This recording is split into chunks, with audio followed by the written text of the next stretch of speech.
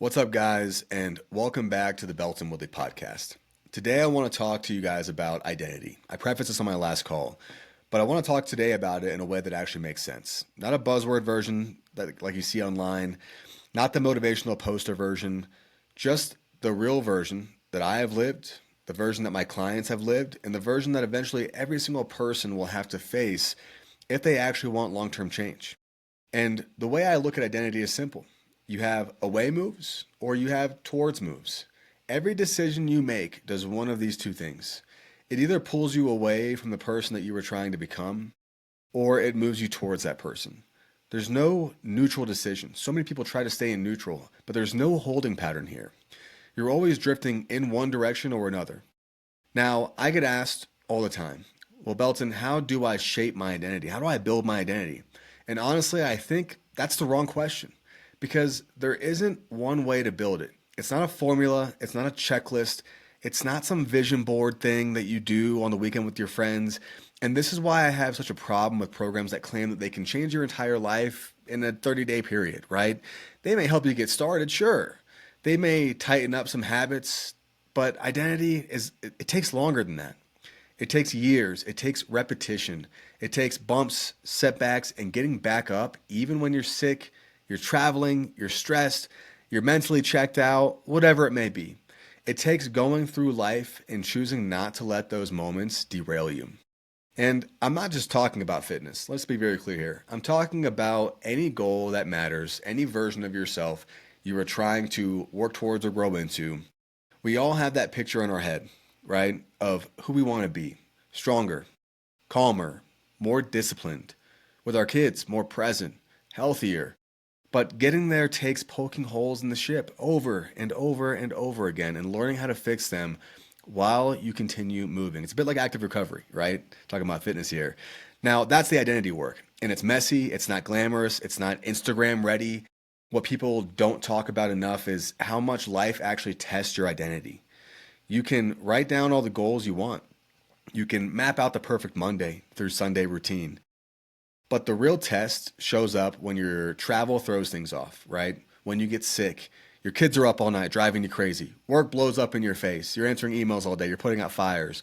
Those moments are the ones that tell the truth about you and your identity, right? Those moments reveal your identity more than any good week ever can or will. And here's where people get twisted. They go into fitness or a lifestyle change with a scarcity mindset. They think, if I want to become this version of myself, this better version of myself, I have to give up everything that makes my life enjoyable. They think they're never going to have pizza with their kids again. They think every date night is going to be boring or it's going to disappear, right? They think traveling means turning into a monk. And so they resist the whole process before they even get started. But that's just not reality. Identity is about elimination, or actually, identity isn't about elimination. It's about moderation. It's about making decisions that line up with who you are trying to become and not locking yourself into a box and saying, this is just who I am. You don't have to cut out your whole life. You just have to adjust the way that you move through it. You don't have to cut out social situations. You have to address the way that you go about them, right? And the truth is, identity shows up in the small decisions way more than the big ones. It shows up on the random Tuesday afternoon where you're stressed and tired and you don't feel like doing the thing that you said that you would do. It shows up on the vacation where you decide whether you're going to actually enjoy the experience or just use it as an excuse to blow everything up and drink and eat like crap, right? It shows up in how you talk to yourself when you slip, when you have those bad moments, because those moments are part of the process. Nobody is perfect. I'm not perfect.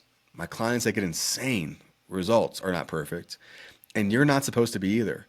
You just have to be someone that you can stay connected with, right? Someone that can stay connected to the bigger picture, even when they stumble, they fumble, they fall, whatever you want to call it, right?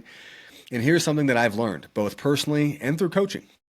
Identity becomes clearer the longer that you stay in the fight, the longer that you stay in the game. When you are new to this, everything feels big. Every good day feels like progress. Every bad day feels like a setback. But as you stay with it, you start to realize that the goal has never been perfection. It's accumulation, right? It's integrity. It's stacking enough days, enough reps, enough decisions that you eventually look in the mirror and you realize you respond differently to life than you used to. You don't panic when things are off track because you trust yourself. That is the best way to build self-confidence. You trust yourself to get back on track. You don't even question whether you can do something anymore because you've proven to yourself that you are capable. Everyone is qualified to be in the greatest shape of their life. You stop being surprised when you follow through. You expect it from yourself, if anything. And that's the shift. That's identity. Another piece people miss with this is how personal this is, right? There's no standard template for identity. The version of yourself that you were trying to build is not the same as me. It's unique to you. Your values, your priorities, your vision, your life, those things shape your identity far more than any fitness plan or coach ever could. My job as a coach isn't to force you into my plan, my identity. It's to help you uncover yours. It's to help you remove the noise, the doubt, the old stories, the lies that keep pulling you back into the same patterns. And I want to add to this, right? Something else that I've realized is that real identity builds slowly over time. And it builds slowly and then suddenly all at once. You go through these long stretches where you feel like you're doing the right things but not seeing the big payoff. But something is happening underneath all of that. You're not sure what it is. And you're building trust with yourself. You're proving to yourself that you're dependable. And then one day it's like a flood. One day you make a decision that you never would have made a year ago. One day you're in the gym and you're like, how did I ever miss a gym day? You choose alignment over your comfort. And that's when you realize the work has been working, but you only get there if you stay in the game long enough. You only get there if you stop approaching this like it's a quick sprint and you're treating it like an ongoing project, right? There's no finish line to identity. There's no point where you hit the goal and suddenly life becomes easy. You're just constantly evolving, constantly reinforcing who you want to be. I mean, everything's just perfect, right? That's just not reality. There has to come a point where you make a choice, right? And at the core of it all, this is something that is incredibly human, right? Identity is incredibly human. We are all trying to move toward a version of ourselves that feels more honest, more aligned, and more capable. And the only way that you get there is through practice. It's like I said, motivation, discipline, and positivity, these are not personality traits. They're character traits. You have to practice them daily. Practice when it's convenient, and more importantly, practice when it's not. So if you're listening to this and you're wondering where to start, how to build your identity, I have a question for you. It's a question that I want you to ask yourself. Is this decision pulling me away from the person I want to be, or is it moving me toward them? I guarantee if you ask yourself this enough times, eventually your life will start lining up with the answer. Stop looking for these quick fixes. Stop looking for the next big social media event, the next big thing that's going to get you motivated and shine that big gold medal in front of you, because motivation is fleeting. It's not going to ever be here it's not guaranteed, right? You're always going to be chasing it. And the moment that you go, okay, it's not about the motivation, right? It's about who I want to be. It's about every decision that I make. And I said this to my clients even today. The same person that walks by a sink full of dishes and goes, I'll do those later. That's the same person that will skip a rep at a workout. Same person that walks by a full trash can in the kitchen and goes, I'll take it out later. That's the same person that was like, I'll hit snooze a few times, right? It's every little decision that you're making in your day. It's those little moments where you are either building your confidence or taking away from it, building trust in your own word or taking away from it. It's saying no to the video game and studying for that hour. It's getting dressed for the gym before deciding not to go. I do this all the time. Just this morning, I didn't want to go to the gym today. And I was like, you know what? Let me just get up and get my gym clothes on. I know if I do that, I'll show up at the gym. And I know if I show up at the gym, I will get my workout done. And if I get my workout done, I know that I'm going to feel good. And it's not always easy to remind ourselves of these things, but this is why you have to have permission to fail. This is one of the biggest things that I give everyone that I work with, right?